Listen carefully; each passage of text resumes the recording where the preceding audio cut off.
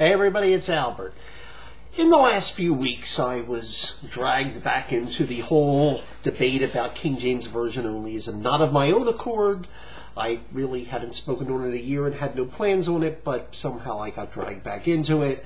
But perhaps that was fortuitous, because in the last week or so, there seems to have been a lot of talk about a video by one Sam Gipp, one of the more extreme in the King James only crowd. Made a video something along the lines of what's the big deal about the KJV, and there have been responses to it. A multi-part series by James White, and I'll give a link to both the Sam Gipp video and White's series below. And I think certainly you want to watch the Gipp video just to see what I'm talking about here. But I would also definitely endorse the White videos just to show you how baseless everything Gipp says. And since I'm going to be responding to it, I'll undoubtedly be treading much of the same territory. But there's other things I want to add as well. And the first thing, it was kind of odd when I was watching the Gipp video, is that it's set basically he's a professor and there's a student, and they end up talking over coffee about the Bible and the King James, and they go into the whole issue. And the first thing is it rather reminded me of this. The conversation was very stilted, almost like those commercials you see where you have two people who were at retirement age or older talking about how they could use some extra life insurance, and then someone says, "Oh, well, you should go to such and such a company, only $19.95." And it sort of reminded me of that sort of level of conversation. It was rather artificial, the whole thing, and where one person just spills out information. But be that as it may, I mean, there are other things that immediately strike you. One is that after all this time, and even though everything he says has been refuted hundreds of times by many people, and it's totally nonsense, he's still saying the same thing. There's nothing new in this video. Nothing. Absolutely nothing new in this video. No new information. And more importantly, since these arguments have been countered so many times, he never responds to the challenges at all. It's just they don't exist. But just because people may see this, I thought it important just to have my own little response out there. So I wanted to deal with it. Now, when you get to the Gipp video, about a minute and a half into it, he starts talking about the Alexandria and Antioch. And first of all, he makes this statement. There's basically only two Bibles. There's the one that comes out of Antioch, Syria, and the one that comes out of Alexandria, Egypt. Now, this is just flat out idiotic. And it just indicates that he really knows nothing about the textual evidence at all. It's just nothing. Now, what there are is things called textual types. But the fact is that manuscripts were being copied all over. Anywhere there were Christians, there were manuscripts being copied. They didn't have printing presses then. They wrote them out by hand. And they were being copied in many places. And what ended up happening, of course, is that, if there were, whenever you copy large, there's going to be changes. Particularly if you look at the kind of writing then where there really wasn't punctuation and spaces, and there may just... And there's lots of reasons why when you copy something, things don't end up perfect. But what you find is certain readings, if there were alternate readings, tend to show up in certain places. And there's a set of readings that one might identify as Alexandrian, saying these readings tend to show up in many Alexandrian manuscripts. There are other readings, you could say, show up in many Byzantine manuscripts. And hence, what would end up happening is that you would have some manuscripts that are almost entirely Alexandrian or almost entirely Byzantine, but you'd have other manuscripts that have various combinations. It's not as though there's this pile over here of Alexandrian and this pile over here of Byzantine, and that they had no interconnection. I mean, there's manuscripts that are maybe 60% Alexandrian versus 40 Byzantine, or vice versa, or all different combinations. It's not as though there's this one pile over here and there's one pile over here, which is the impression he gives, and it's just wrong. It's absolutely wrong. Now, what happens is if the manuscript tends to be more Alexandrian than Byzantine, people will say it's Alexandrian. If it's more Byzantine than Alexandrian, they'll say it's Byzantine. And then there's other readings that are generally show up in other places, like what they'll call the Western, that show up in the Christian West, that don't show up in the Christian East, particularly in a lot of the Latin.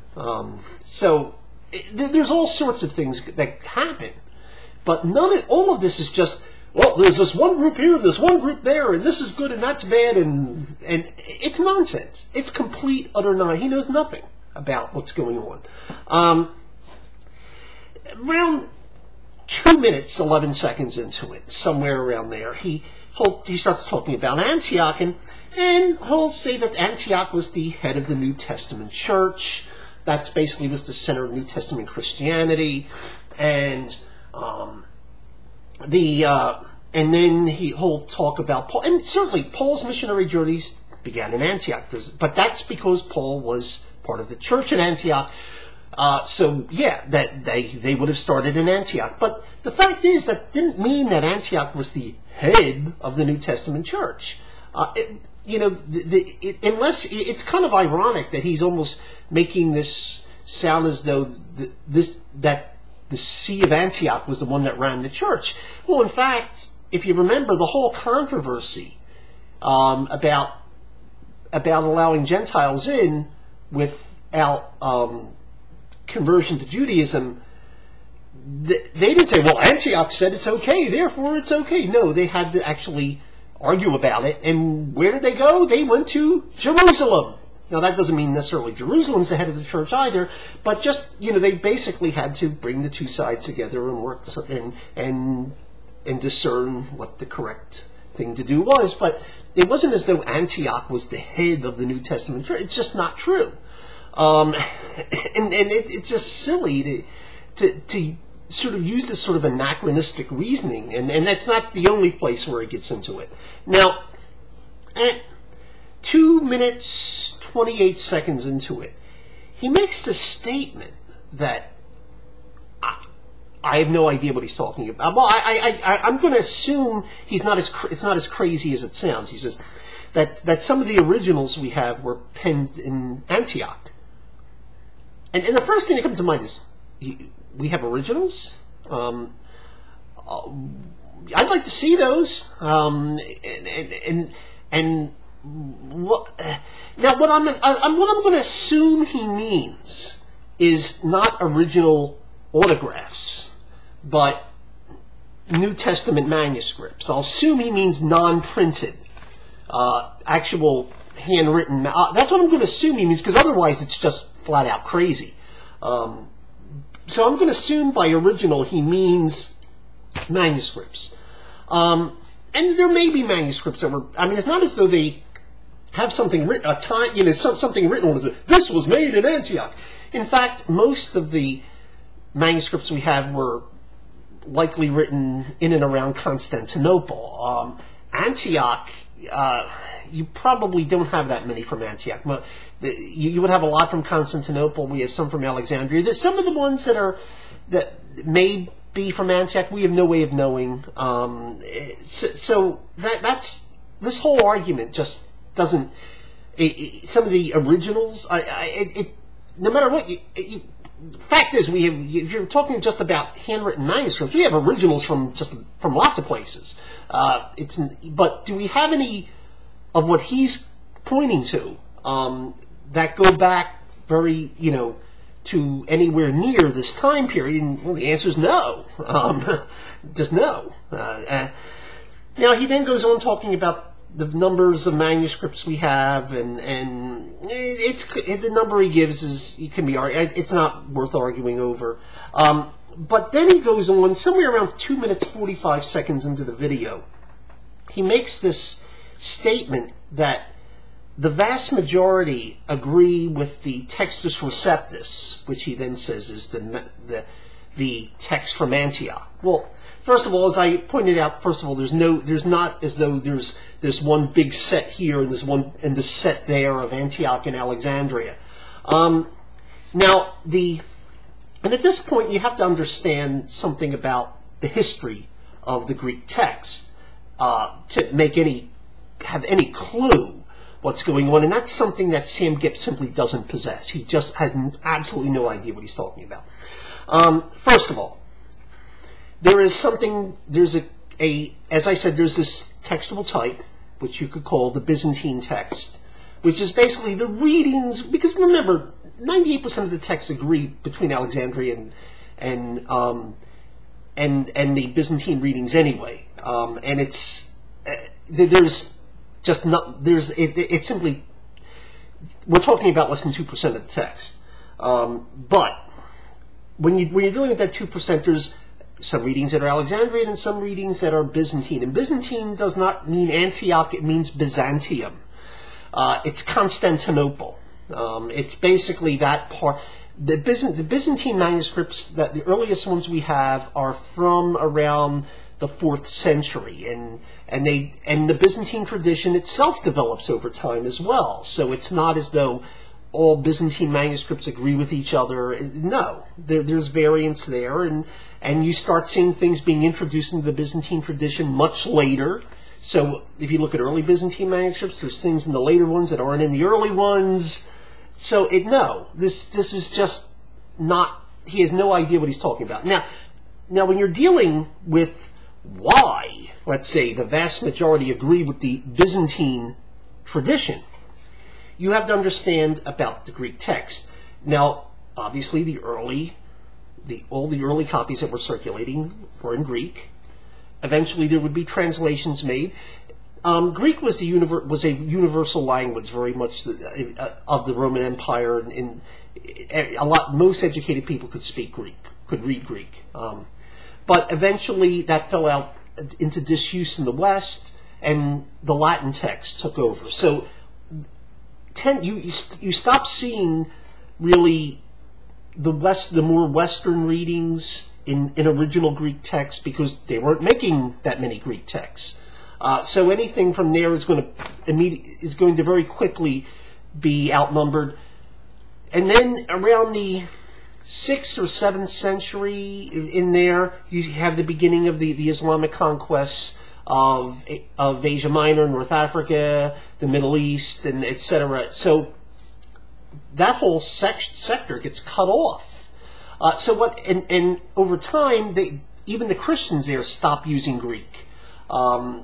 So what eventually happens is you end up with the Greek being primarily in and around Constantinople, what remains of the Byzantine Empire.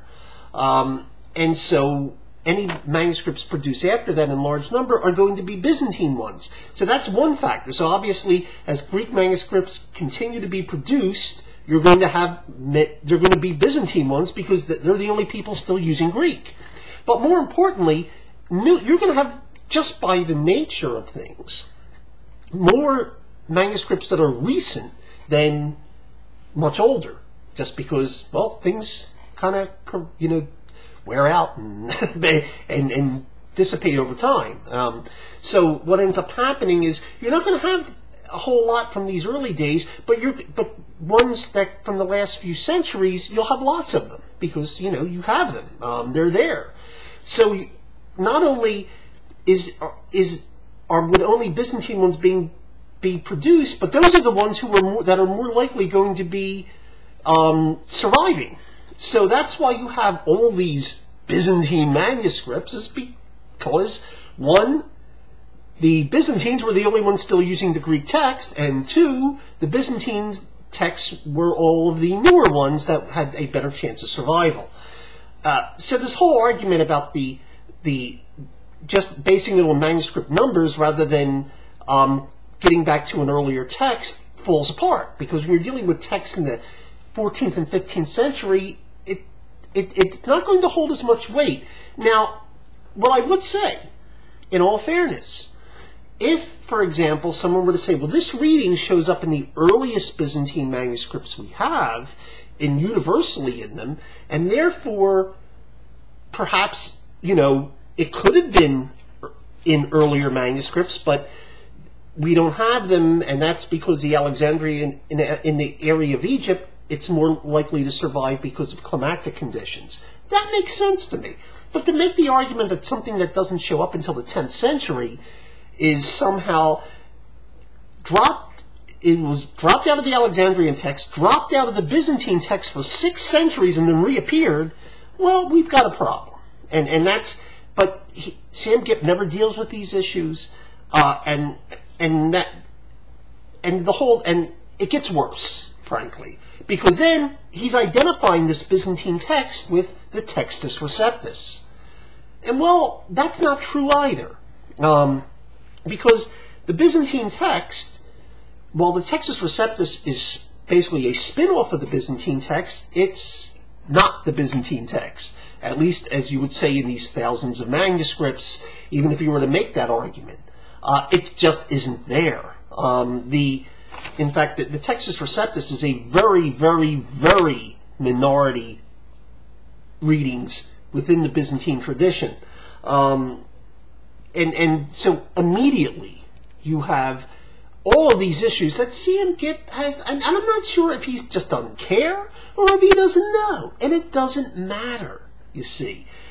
Because, frankly, Sam Gipp, this whole video is a mirage.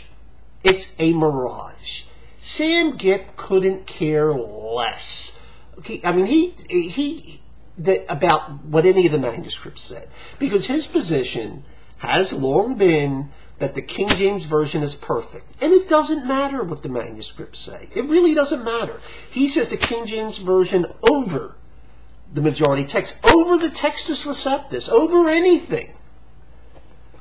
So this whole, but you see, King James Onlyists won't be honest enough to say that we don't really base things on evidence other than some special act of God in the church, within the Church of England in the 17th century, to somehow bring these things together and create the perfect Bible. That's a duplicate of the original autographs, even though many of the readings may have dropped out and don't appear anywhere. Or we magically pick pieces here or there, put them together. Even things that don't show up in any manuscript, it doesn't matter. It's perfect. And that's the argument. But if they told people that, people would go, yeah, okay. And then just kind of realize King James Onlyism is intellectually bankrupt and move on. But that isn't the case. They can't do that, so they make these excuses. And basically, it's, as I said, there's no consistent methodology apart from the King James Version is right. Let's find something to latch onto and make an argument out of. And it does. There's no. If it happens to agree with the majority text, let's say, well, we got all these thousands of manuscripts. If it doesn't agree with the majority text, well, the thousands of manuscripts, they don't matter. They don't even mention them. Go to some other argument. There's no consistency in their methodology apart from, and here's what I keep saying, apart from the King James Version is right because the King James Version is right. But, of course, people won't buy that kind of argument, so they got to come up with all these conspiracy theories and basically create history ex nihilo, because what they're saying just absolutely is ridiculous. There's no historical basis at all.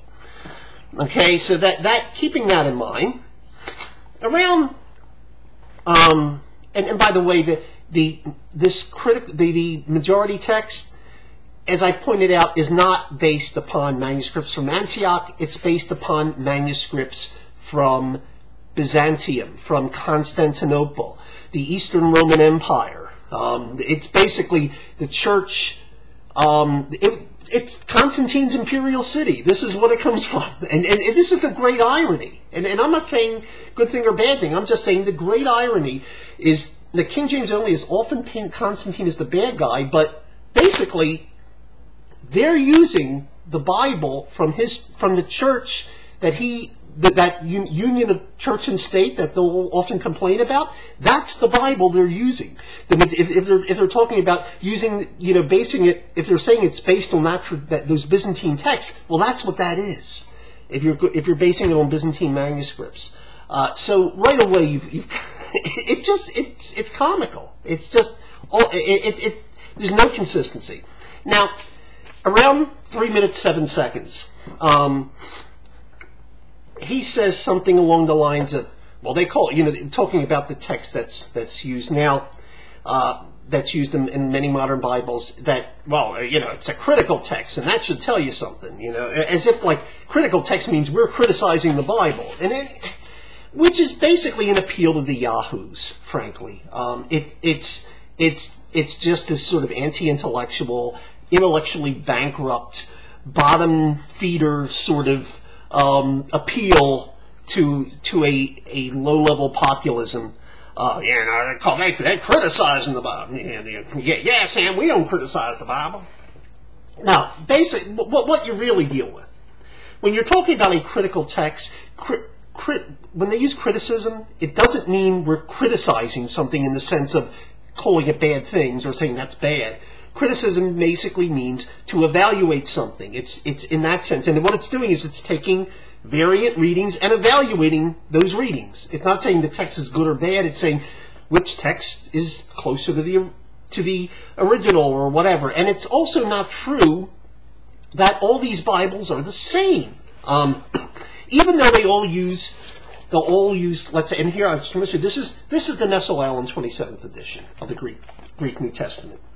Now, what you need to understand is when they say they're using the Nestle-Aland, it doesn't mean, although it could, but it doesn't necessarily mean that they're agreeing with the Nestle-Aland 27th edition's decisions, that basically Kurt Aland's decisions.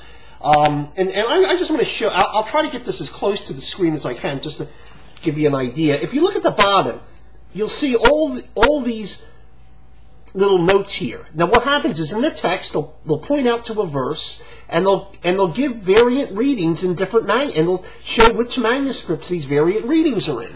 Now, somebody's got to make a decision, and Kurt Aland and the people, and he basically made a decision that which he thought was the right reading. Now, if someone uses this, as many modern translations have, the newer ones, that doesn't mean they're going to use all of his decisions. Because some of them are pretty cut and dry. Some of them are, there's a lot of, there's arguments both ways, but you had to pick one. But he gives the variants in the bottom to let people know, this is on this side, this is on that side. And sometimes, and what happens is in a lot of these, in the modern translations, you'll find the readings don't agree. Because what they'll say is, I think Kurt Aland, with all due respect, I think he may have blown this one, and we're going to go with the other reading. But the fact is, they use this text because they'll know what those other readings are, and they'll know where they occur, and there'll be an evaluation. So when it says they use the critical text, it doesn't necessarily mean they agree with all the decisions that Kurt Aland made or the UBS made or whatever. It's just that they now have the list of, and they can make an evaluation. So but that's the sort of, as I said, the sort of low-level populism that you'll often find here. And then at this point he goes on to Egypt, and particularly with Alexandria. And he asks this student, well, what do you know about Egypt in the Bible? And of course, they'll talk about, Moses and slavery and whatever. But what's interesting is the kind of the funny thing here, of course, is that when you talk about who was living in Egypt, it wasn't those people.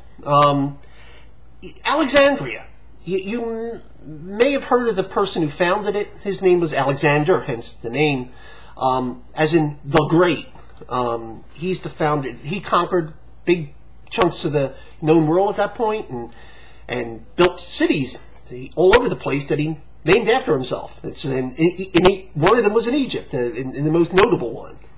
And basically at that point, in Greek, this is how Greek culture, what they call the Hellenistic period, that's how the Greek culture spread, and it was almost, like a Greek version of Manifest Destiny. There were Greek cities. That's why you'll find in the Bible, they'll talk, suddenly Greek cities pop up in the middle of the, it's like, what's a Greek city doing there? Well, that's because, Greeks moved there. In the New Testament, you'll talk about Jesus will visit a Greek city or something. It was like, what? Because there are Greek cities all over the place. Greek was major language at that point. And what ended up happening is that Alexandria, in Egypt, the Egyptians were ruled during the Ptolemaic period. Essentially, the pharaohs they were Greek. Alexandria was a Greek-speaking city. There was really little connection. Even like though they inherited a lot of the Egyptian gods, they basically, in a lot of ways, Hellenized them. It really was Greek. It just it was with Egyptian trappings certainly, but the rulers and a lot of the power structure was Greek. And then the Romans conquered them, of course, and then but this had really nothing to do with it's sort of like making this argument about like Moses or whatever, and saying that had something to do with Alexandria would be equivalent to evaluating the King James Bible. Well, you can't really trust the King James Bible because that place where it was made in England, well, that used to be run by Druids and they're pagans, so you can't trust them. It's that level of argument. It's that absurd. But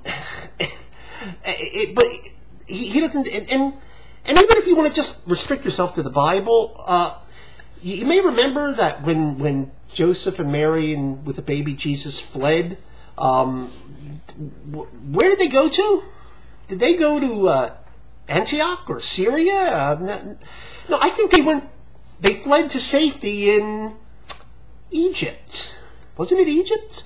And most likely, although it's not really mentioned, most likely they probably would have gone someplace where there was let's say, a large Jewish population. They would fit in better, they know people, they could maybe speak the same language, have the same customs, they could continue being, worshiping the God of Israel. And it turns out there was a large Jewish population in Egypt at that time.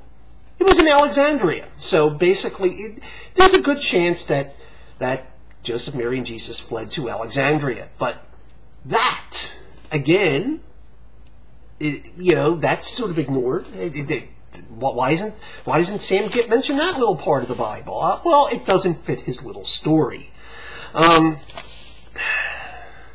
Now, then he talks about this Alexandrian versus Antiochian mentality or philosophy. Now, you could make a case for an Egyptian, certainly, or Antiochian, or Egyptian Alexandrian. You could make a case for a philosophy, but he doesn't, because he doesn't really have one, because he doesn't really know. Sam Gipp has no idea about the culture of Egypt, or about the theology of Egypt. Now I want to make very clear, there were heretics in Egypt. In the 2nd century, in the 3rd century, in the 4th century. There were heretics in Egypt. There were also solid Christians in Egypt, and there were people who skirted on the borders. But the same thing occurred in Antioch. And there were actually certain tendencies that both cities had, and this could cause problems. This could where each city would be more prone to a certain problem. But the things he gives, that the Antiochians believed the Bible was perfect, and the Alexandrians thought it wasn't perfect and could be improved, all that's nonsense. Utter, complete nonsense. And he goes on this whole thing where he talks about the Alexandrians said they could change the Bible and make it better, and that they took things out so they could deny the divinity of Christ. Well, not only does he have zero evidence of this, none. I mean, give a name, give names, give evidence, give something. No, he just states it. And if you read King James only books, which I've read many of them, the books by King James onlys, they all state this. None of them give any evidence other than what they'll give as evidence is they'll quote another King James version only author if they give any evidence. But there is none. There is none. There is none. But more important, I mean, and the easiest way to see this is anyone who has even a most basic level understanding of history. Yes, there were, as I said, there were certain errors that each city could be prone to. But the error that Alexandria would have been prone to is not to deny the divinity of Christ. It would have been the exact opposite. It might have been to deny the humanity of Christ. Then most of the heretics you see coming out of Egypt denied the humanity of Christ. Or somehow it had the humanity absorbed by the divinity or something like that. Because you got to realize, the Egyptian religion, the pagan religion that before Christianity spread into Egypt was very ethereal. And so the mindset, if you want to call it a mentality in Egypt, would have been more towards minimizing the humanity than minimizing the divinity. They would have had no problem with a divine Jesus. It would have been a human Jesus that some of them may have felt uncomfortable with. And the errors you see in Egypt, the heresies that did come out of Egypt tended to be on that side of things. In fact, when someone did and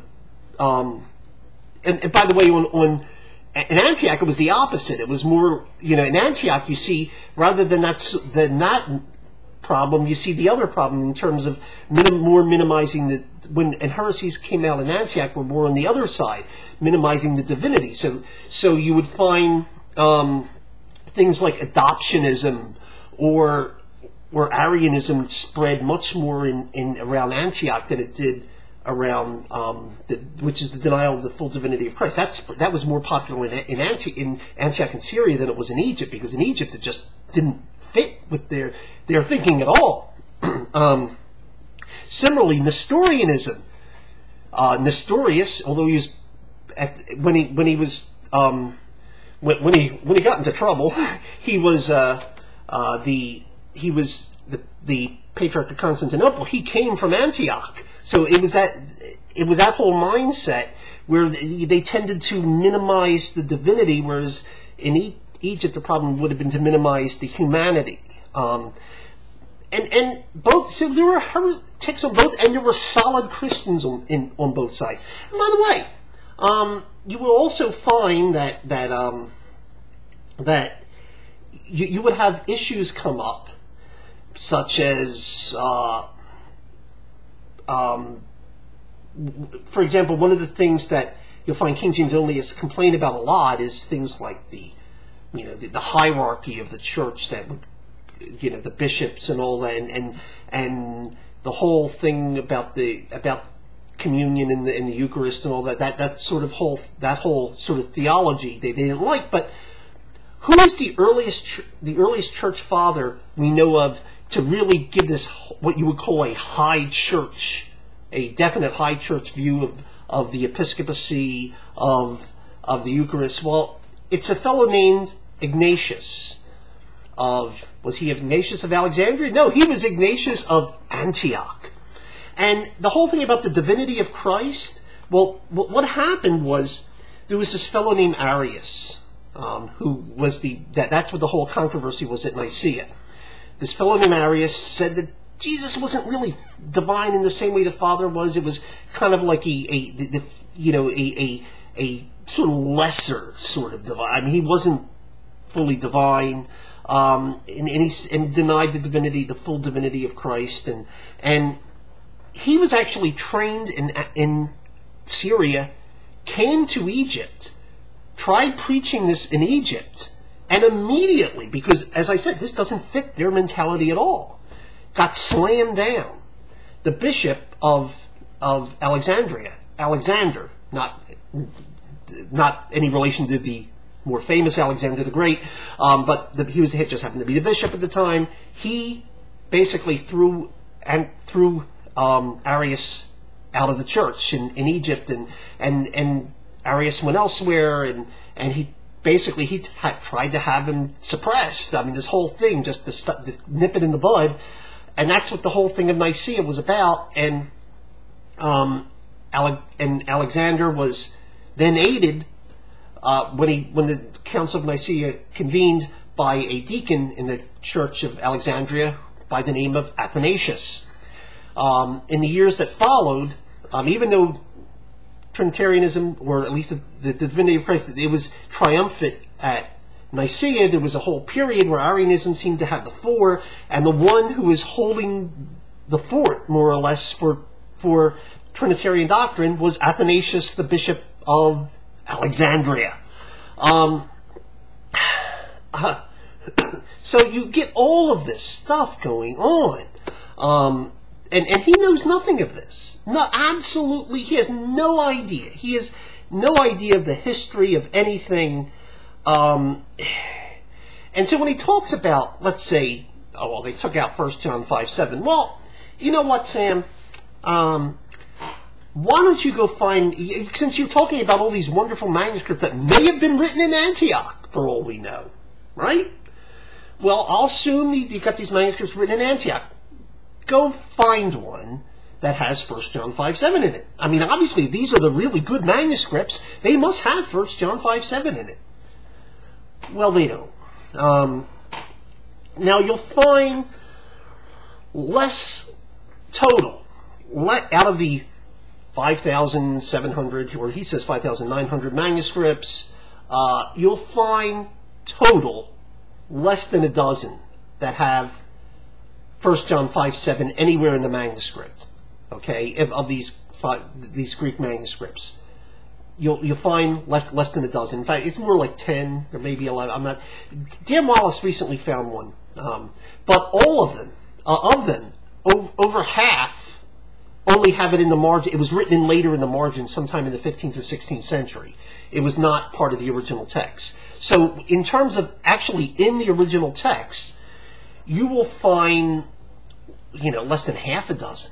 And of those, all but one is from like the 15th century or later. It's actually pretty much post-Erasmus's first edition. The one exception is a diaglott. It's basically it was a Greek manuscript with a Latin on the side. And more than likely, and in fact not more than likely, almost certainly, what happened was when they got to that passage and realized it, because it was by that point it was very common in the Latin text, they added it in Greek.